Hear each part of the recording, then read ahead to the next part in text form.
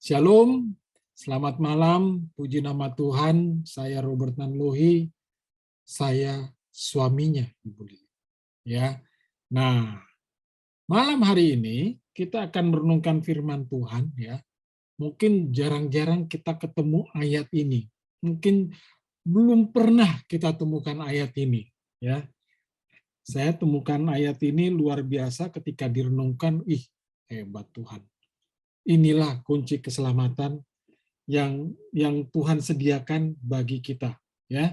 Nah, kita bersama-sama membuka Alkitab kita dari Perjanjian Baru ya.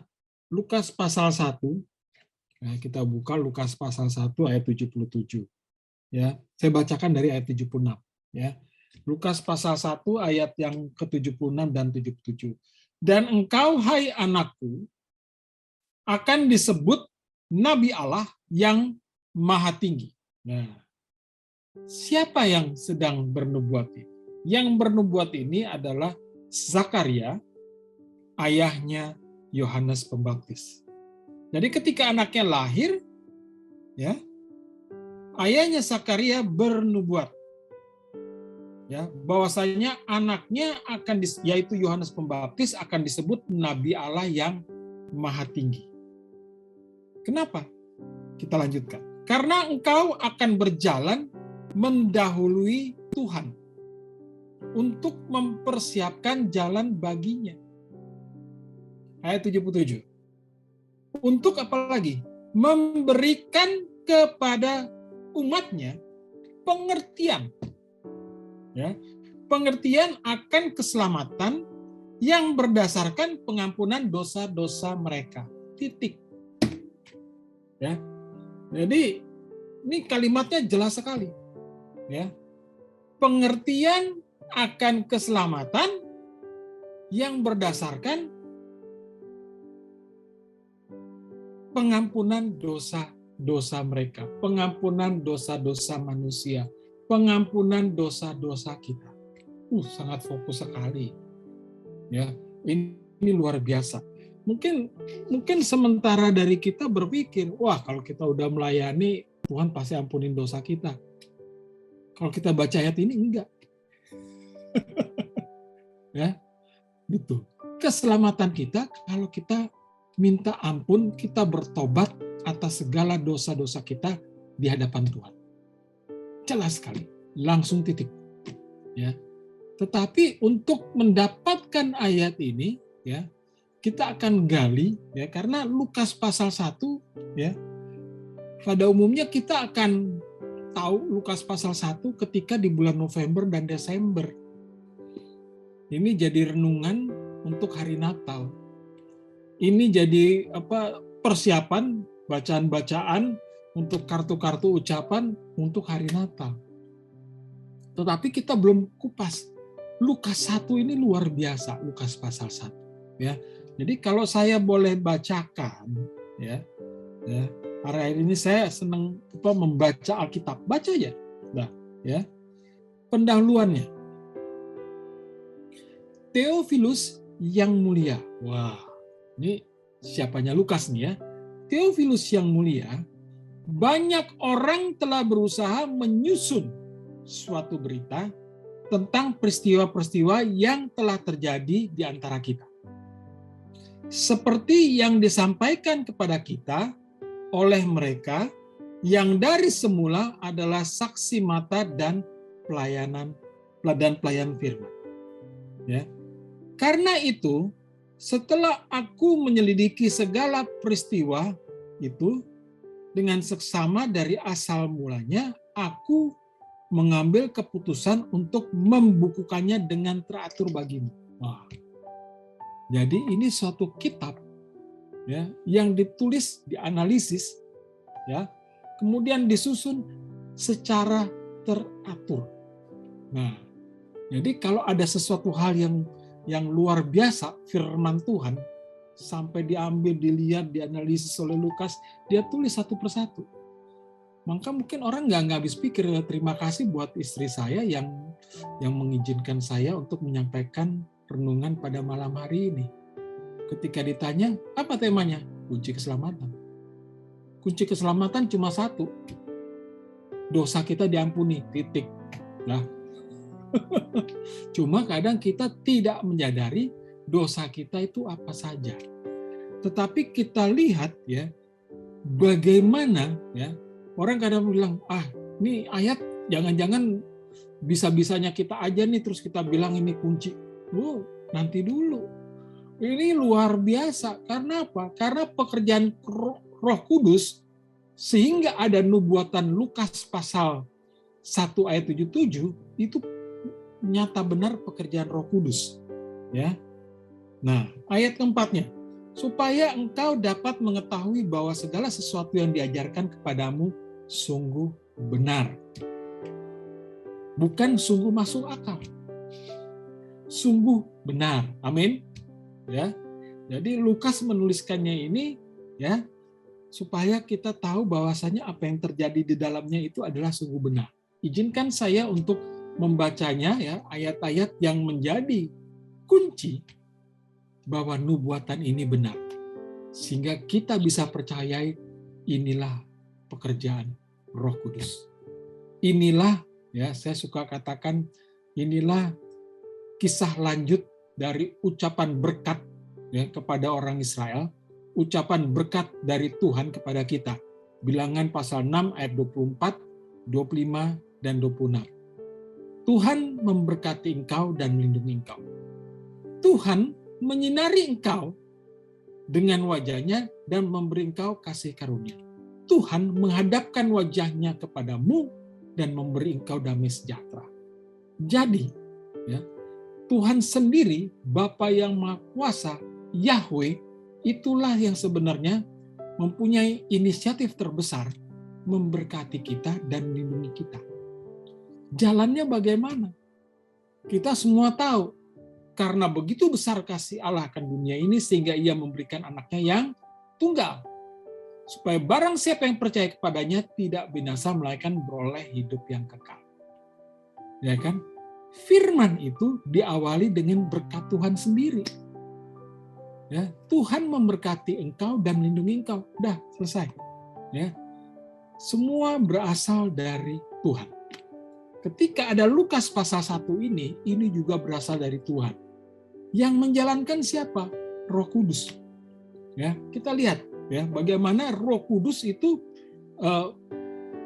menjalankan tugas-tugas Tuhan. Nah, mungkin kalau Natal jarang orang membacakan Lukas pasal 1 mulai dari ayat 5. Perikopnya pemberitahuan tentang kelahiran Yohanes Pembaptis.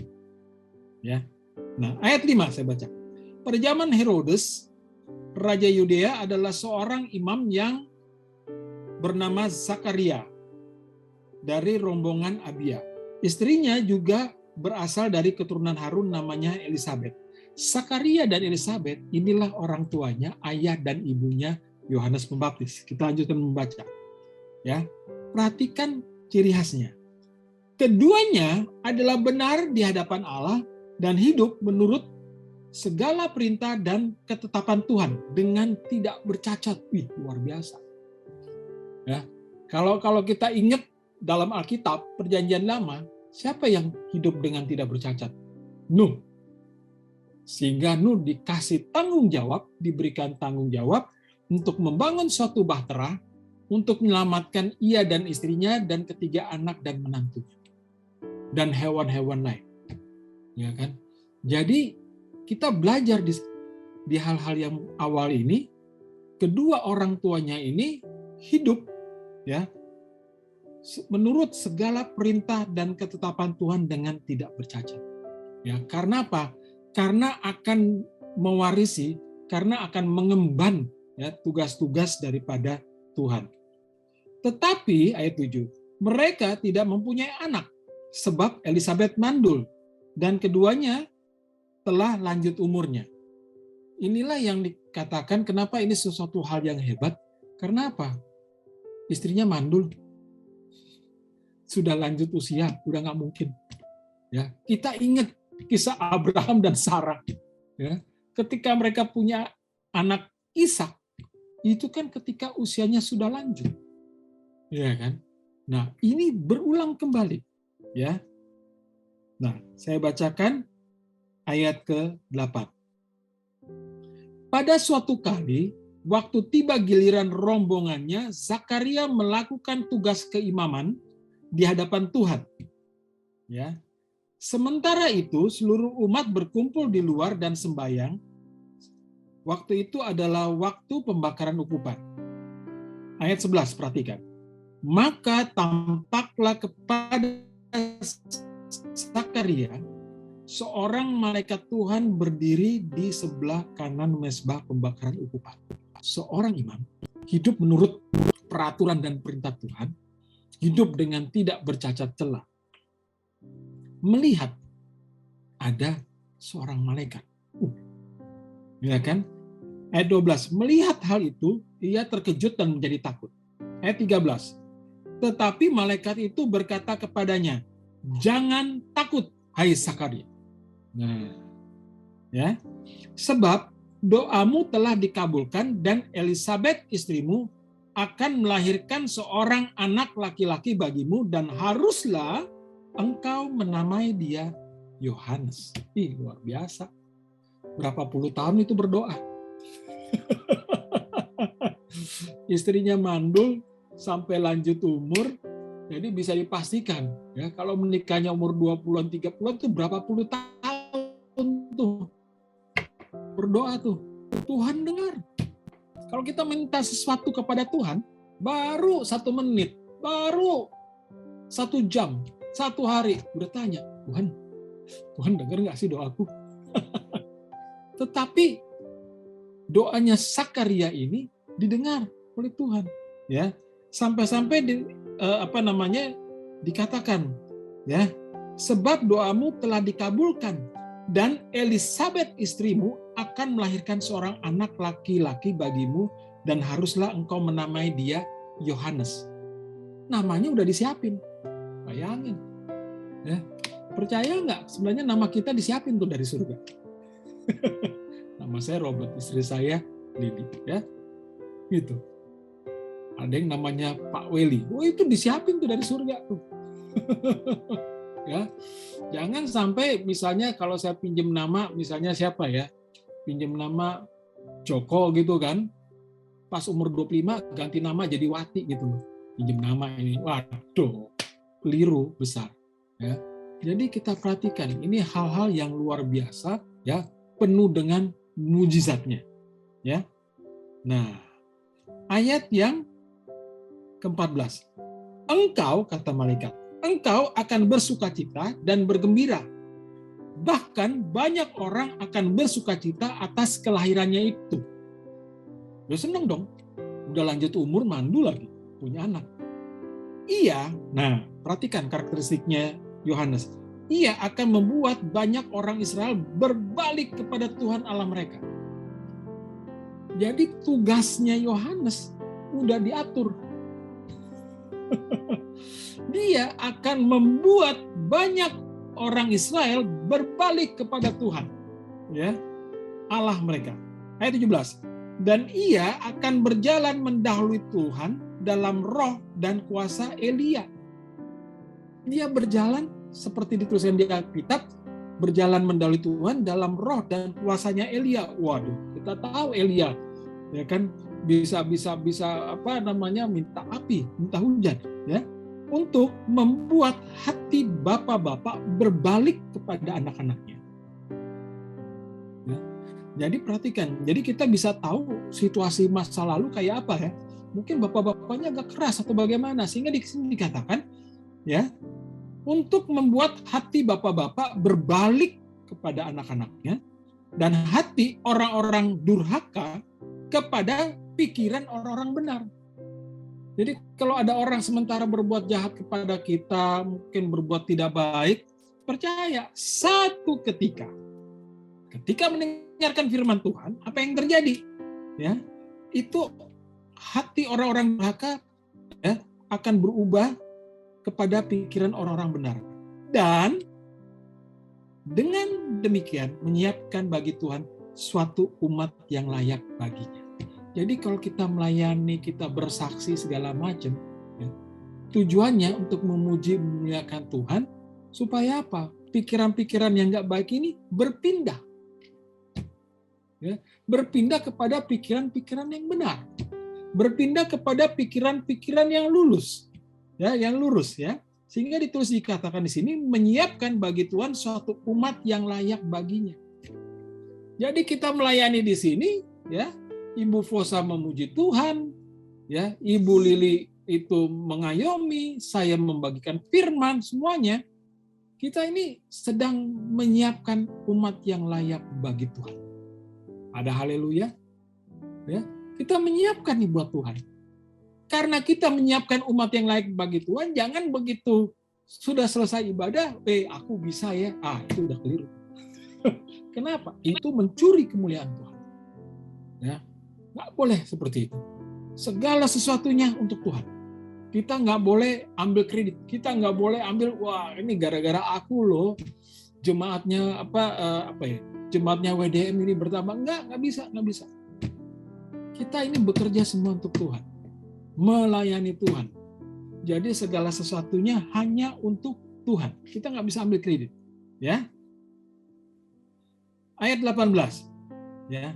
Lalu kata Zakaria kepada malaikat itu, bagaimanakah aku tahu bahwa hal ini akan terjadi? Sebab aku sudah tua dan istriku sudah lanjut umurnya. Sama. Kalau ada sesuatu, ya, terus istri saya misalnya, saya ambil contoh, Rob, kita kesini, Rob sini. Waduh, fulusnya belum ada. Nah, ini salah satu contoh. Ya kan? Gimana mungkin? Aku udah lanjut usia. Ya kan? Istriku juga udah lanjut umurnya. Perhatikan ayat 19. Jawab malaikat itu kepadanya, akulah Gabriel yang melayani Allah, dan aku telah diutus untuk berbicara dengan kau dan untuk menyampaikan kabar baik ini kepadamu. Jadi ini sebenarnya pekerjaannya malaikat atau bukan? Bukan. Perhatikan ya. Jawab malaikat itu kepadanya, akulah Gabriel yang melayani Allah dan aku telah diutus untuk berbicara dengan engkau untuk menyampaikan kabar baik ini. Jadi ini datang dari Tuhan sumbernya. Malaikat cuma perantara. Ya, jadi kalau kita dengar pesan Tuhan, wah ini dari Tuhan ini. Ya. Ayat 20, sesungguhnya engkau akan menjadi bisu. Nah sesungguhnya engkau akan menjadi bisu dan tidak dapat berkata-kata, sampai kepada hari di mana semuanya ini terjadi. Karena engkau tidak percaya akan perkataanku yang akan nyata kebenarannya pada waktu. Jadi sebelum Zakaria ragu-ragu, di surga udah tahu. Ya kan? Di surga udah tahu. Ya, makanya jadi bisu dia. Tetapi nanti kita akan baca, bisunya ini adalah sebenarnya cara Tuhan supaya apa? Ya, orang semakin memuliakan dan mengagungkan Tuhan. Ada kalanya, aduh Tuhan, kok aku sakit begini? Sakit itu akan dipakai untuk memuji dan memuliakan Tuhan. Ya kan? Kalau saya tadi dengar Pak Weli, ya, aduh, mesti rebahan sakit. Nah, sakitnya itu akan dipakai untuk memuji dan memuliakan Tuhan. Setelah dengar firman ini, iman bertumbuh dari Pak Weli. Amin. Dan kuat lagi Pak Weli. Amin. Jangan pikir ada stroke terus nggak bisa diatasi. Karena ini malaikat Tuhan bicara. Haleluya. Kita lagi mau belajar kenapa keselamatan, kunci keselamatan, tapi jalan-jalannya itu luar biasa. Ya, ayat 21. Sementara itu, orang banyak menanti-nantikan Zakaria, mereka menjadi heran bahwa ia begitu lama berada dalam bait suci. Ketika ia keluar, ia tidak dapat berkata-kata kepada mereka dan mengertilah mereka bahwa ia telah melihat suatu penglihatan di dalam bait suci. Lalu ia memberi isyarat kepada mereka sebab ia bisu. Demikian. Ya. Jadi hal yang pertama ini luar biasa sekali Saudara, ya. Dan saya terlupa ya, ciri khasnya Yohanes ayat 15 ini penting. Sebab Yohanes, ia akan besar di hadapan Tuhan dan ia tidak akan minum anggur atau minuman keras dan ia akan penuh dengan Roh Kudus mulai dari rahim ibunya. Tuhan Yesus lahir dari kandungan Maria karena Roh Kudus. Yohanes sejak dari rahim ibunya sudah penuh Roh Kudus. Kita kapan penuh Roh Kudus? Bertobat dulu, dibaptis dulu, baptis selam, kemudian baru baptis Roh Kudus. Ini istimewa, ya. Jadi segala sesuatunya Tuhan singkapkan. Jadi anaknya ini Yohanes Pembaptis itu sejak di kandungan ibunya sudah penuh dengan Roh Kudus. Nah, saya akan lompat lagi, ya. Karena akhirnya Elisabet mengandung. Ya, dia tidak kemana-mana. Nah, ayat 24. Beberapa lama kemudian Elisabet istrinya mengandung dan selama 5 bulan ia tidak menampakkan diri. Ya, selama 5 bulan. Tapi bulan ke-6, nah, ini kenapa saya bilang bulan? Ya. Nah, pada bulannya ke-6, ya. Nah, kenapa saya bilang? Dalam bulan yang ke-6 Allah menyuruh malaikat Gabriel yang sama pergi ke sebuah kota di Galilea bernama Nazaret kepada seorang perawan yang bertunangan dengan seorang bernama Yusuf dari keluarga Daud. Maria. Karena bulan ke-6 sisi Elisabet ini mengandung, ya. Kita lanjutkan, ya, di ayat 39-nya. Beberapa waktu kemudian berangkatlah Maria dan langsung berjalan ke pegunungan menuju sebuah kota di Yehuda. Di situ ia masuk ke rumah Zakaria dan memberi salam kepada siapa? Elisabet. Ya, saya lompat, nanti saudara bisa baca sendiri langsung, ya. Saya lompat. Ya. Nah, jadi ini ada hubungan yang luar biasa. Setelah Tuhan Yesus ada di kandungan Maria, Maria menemui Elisabet, ayat 41. Dan ketika, ya, jadi ayat 40. Di situ ia masuk ke rumah Zakaria dan memberi salam kepada Elisabet, ayat 41. Dan ketika Elisabet memberi salam Maria, melonjaklah anak yang di dalam rahimnya dan, perhatikan, Elisabet pun penuh dengan Roh Kudus. Haleluya. Tadi Yohanes nih. Lalu Maria. Lalu Elisabet, ibunya Yohanes. Setelah dia dapat salam dari Maria dengan Tuhan Yesus di dalam kandungan. Impartasi kuasa itu. Ya, luar biasa. Kita bisa belajar bagaimana suatu keluarga kalau mau diberkati. Nih, kita perhatikan ini. Ya. Nah, dan ketika Elisabet mendengar salam itu, melonjaklah anak yang di dalam rahimnya dan Elisabet pun penuh dengan Roh Kudus. Haleluya. Ya kan? Jadi rohnya si Yohanes ketemu nih sama Tuhan Yesus. Sama-sama masih dalam perut. Ya, sama-sama masih dalam perut. Melonjak dia. Ya, dan pada saat itu juga Elisabet penuh dengan Roh Kudus. Ya, itu. Nah, saya langsung masuk ke ayat 57. Kelahiran Yohanes Pembaptis. Kemudian genaplah bulannya bagi Elisabet untuk bersalin dan ia pun melahirkan seorang anak laki-laki. Ketika tetangga-tetangganya serta sanak saudaranya mendengar bahwa Tuhan telah menunjukkan rahmat-Nya yang begitu besar kepadanya, bersukacitalah mereka bersama-sama dengan dia. Maka datanglah mereka pada hari yang ke-8 untuk menyunatkan anak itu, dan mereka hendak menamai dia Zakaria menurut nama bapaknya. Tetapi ibunya berkata, nah, ibunya ingat pesan Gabriel, ya, malaikat Tuhan. Tetapi ibunya berkata, jangan, ia harus dinamai Yohanes. Kata mereka, kata saudara-saudaranya, kata mereka kepadanya, tidak ada di antaramu sanak saudaramu yang bernama demikian. Lalu mereka memberi isyarat kepada bapaknya untuk bertanya nama apa yang hendak diberikannya kepada anaknya itu. Oke, ibunya bilang jangan, tengok ke bapaknya. Bapaknya kan bisu. Ya, bapaknya itu masih bisu. Katanya kepada lalu mereka memberi syarat kepada bapaknya untuk bertanya nama apa yang hendak diberikannya kepada anaknya itu. Makanya pakai syarat. Ini anak namanya siapa?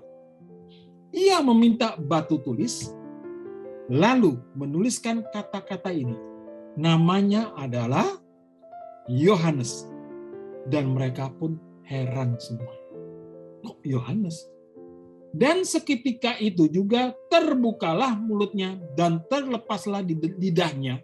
Lalu ia berkata-kata dan memuji Allah. Lidahnya nempel tadinya, makanya dikatakan bisu.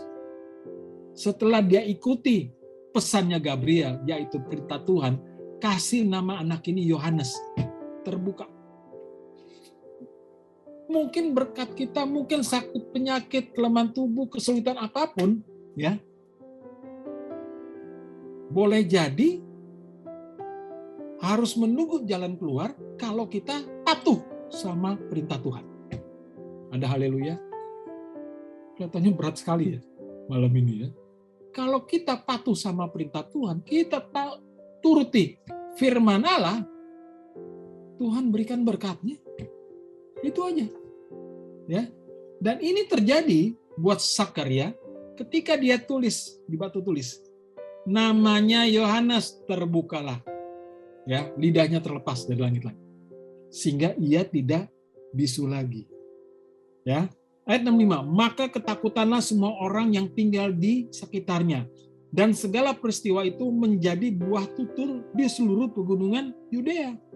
Dan semua orang-orang yang mendengarkannya, merenungkannya dan berkata, menjadi apakah anak ini nanti? Sebab tangan Tuhan menyertai dia. Ya kan? Dan Zakaria ayat 67, ayahnya penuh dengan Roh Kudus lalu bernubuat. Yohanes sejak dalam kandungan ibunya. Elisabet sejak bertemu Maria ibu Yesus. Zakaria, ayahnya Yohanes, dipenuhi Roh Kudus ketika mematuhi perintah Tuhan. Hanya dengan memberikan namanya. Sesuai keinginan Tuhan. Tuhan ingin anaknya ini namanya Yohanes. Dah, namanya Yohanes, jangan Robert. Ya, udah. Sehingga dia bernubuat. Jadi nubuatnya bukan bisa-bisanya Zakaria, tetapi ini adalah perbuatan dari Tuhan semua. Melalui siapa? Dimampukan oleh Roh Kudus. Ya. Nah, ayat 68, 69, 70, 71 semua puji-pujian kepada Tuhan, ya, sampai lihat kita di ayat 76. Karena apa? Sebelumnya kan pada nanya kan, menjadi apakah anak ini nanti? Lukas pasal 1 ayat 66. Menjadi apakah? Jadi itu pentingnya, ya. Ketika kita punya anak, dalam proses ini jangan jauh-jauh dari Tuhan. Supaya apa? Anak itu dilindungi, diberkati dan dilindungi oleh Tuhan. Ya. Ketika orang tanya, menjadi apakah anak ini nantinya? Kenapa? Begitu Pak Zakaria bisa bicara lagi, dia dipenuhi Roh Kudus, kan orang bilang, waduh, ini Roh Kudus berperan sekali. Menjadi apakah anaknya? Ayat 76. Dan engkau, hai anakku, akan disebut Nabi Allah yang Maha Tinggi, karena engkau akan berjalan mendahului Tuhan untuk mempersiapkan jalan baginya. Betul, karena dia lahir duluan. Ayat 77. Untuk memberikan umatnya pengertian akan keselamatan yang berdasarkan pengampunan dosa-dosa mereka. Tuhan mengutus Roh Kudus, dipenuhi Zakaria dengan Roh Kudus untuk mengucapkan kata-kata ini. Memberikan pengertian akan keselamatan yang berdasarkan pengampunan dosa-dosa mereka. Pengampunan dosa-dosa manusia. Titik. Jadi kita jangan bikin definisi lain. Oh, kalau saya jadi pendeta, dosa saya diampuni. Nah, ada tuh disebut di sini. Saya melayani Tuhan, dosa saya diampuni, saya selamat. Nggak ada tuh. Tiap hari Minggu saya datang ke gereja beribadah, nggak pakai terlambat. Saya rajin memberikan persepuluhan, gitu kan. Nggak ada nih. Karena apa?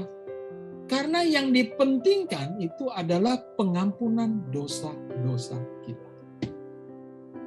Nah, kalau bicara pengampunan dosa-dosa, kita pasti bertanya, dosa kita apa aja ya?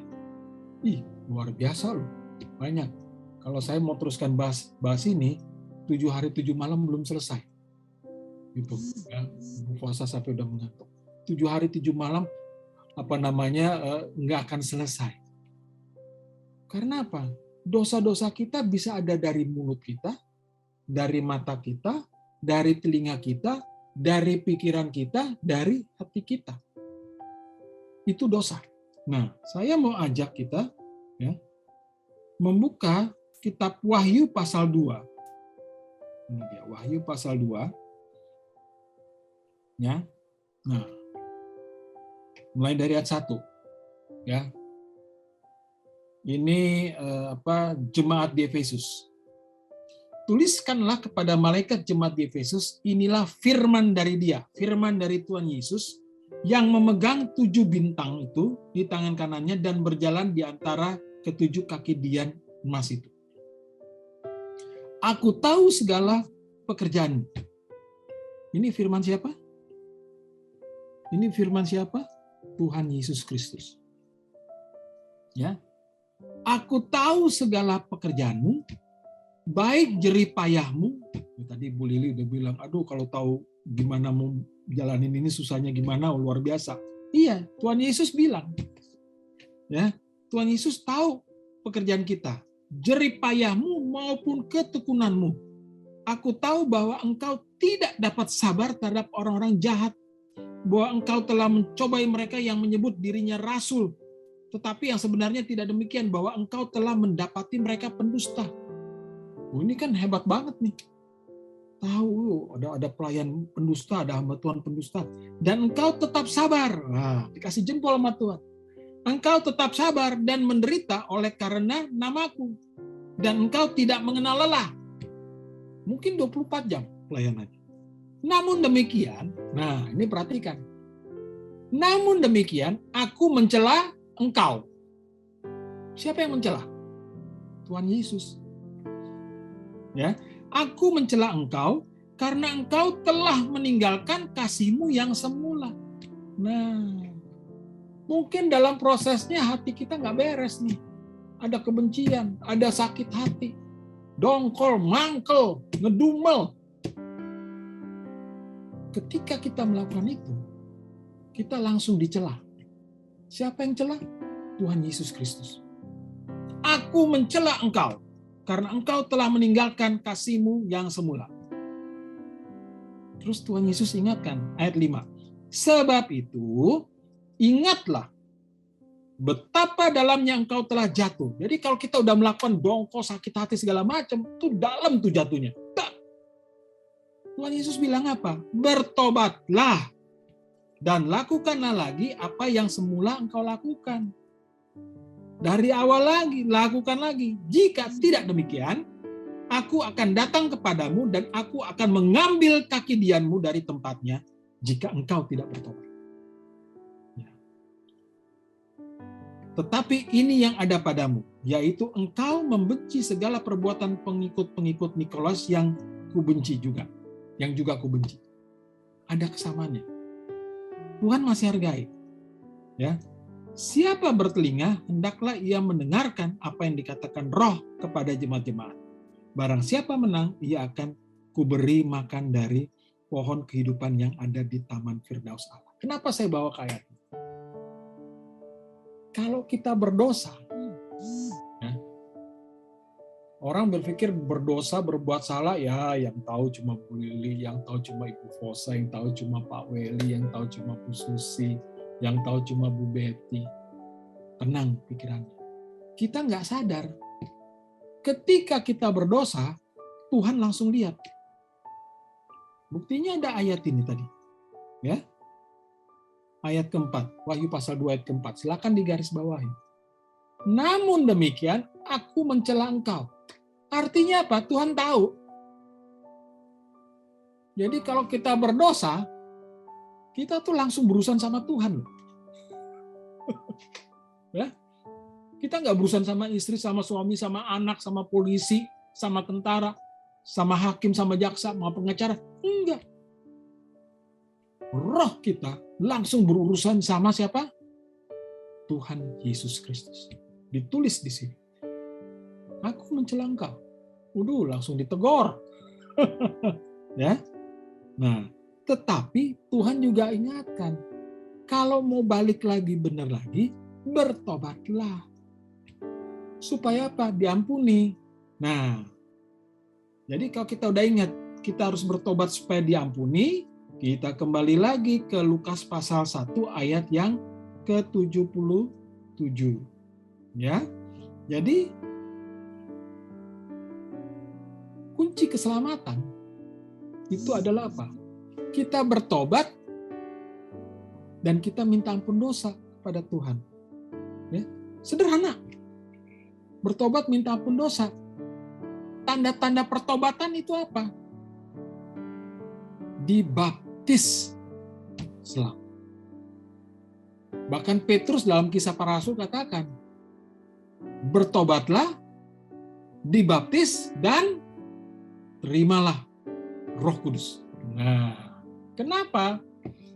Karena Roh Kudus itu yang akan menolong dan menyertai kita. Karena Tuhan Yesus sendiri bilang, Tuhan Yesus pergi ke surga, tapi dia akan mengirim penolong, penghibur buat kita. Siapa? Roh Kudus. Roh Kudus itu yang akan ingetin kita. Salah bet. Oh iya, salah bet. Tapi malam ini kita ingat, kita diingatkan kembali oleh firman Tuhan. Ya. Bahwasanya kalau kita berbuat dosa, berbuat salah, bukan cuma ya Roh Kudus mana. Jangan Roh Kudus nggak lihat, enggak. Kita langsung bersalah kepada juru selamat kita. Tuhan Yesus itu adalah Immanuel, juru selamat kita. Bayangin kalau kita bersalah sama juru selamat, berdosa, ditolong nggak nanti? Enggak. Ya. Jadi pada malam hari ini, malam yang indah, ya, kita belajar. Setiap kita, setiap orang tua, setiap anak itu dipakai oleh Tuhan dalam suatu karya keselamatan. Tetapi dalam menjalankan keselamatan itu, jangan lupa kita harus minta ampun atas dosa-dosa kita. Kita harus bertobat. Ya, jangan cuma berpikir, oh, ini cuma suamiku, ini cuma istriku. Oh, nggak bisa. Ketika kita bersalah, berdosa, itu langsung sama Tuhan. Wahyu pasal 2 menuliskan ini. Demikian juga Wahyu pasal 3. Ya. Jadi kalau ada salah, Tuhan langsung tahu. Ya. Makanya tema renungan malam hari ini itu adalah kunci keselamatan. Bertobatlah, minta pengampunan dari Tuhan. Kalau belum dibaptis, baptis segera. Sambil bertobat dan minta ampun kepada Tuhan. Dan Tuhan akan memberikan Roh Kudus-Nya supaya Roh Kudus akan menolong dan menyertai kita. Ada haleluya? Ada haleluya? Amin. Amin. Ya, percaya Pak Weli, setelah kita katakan amin, tuh pinggang sembuh. Amin. Ya, haleluya.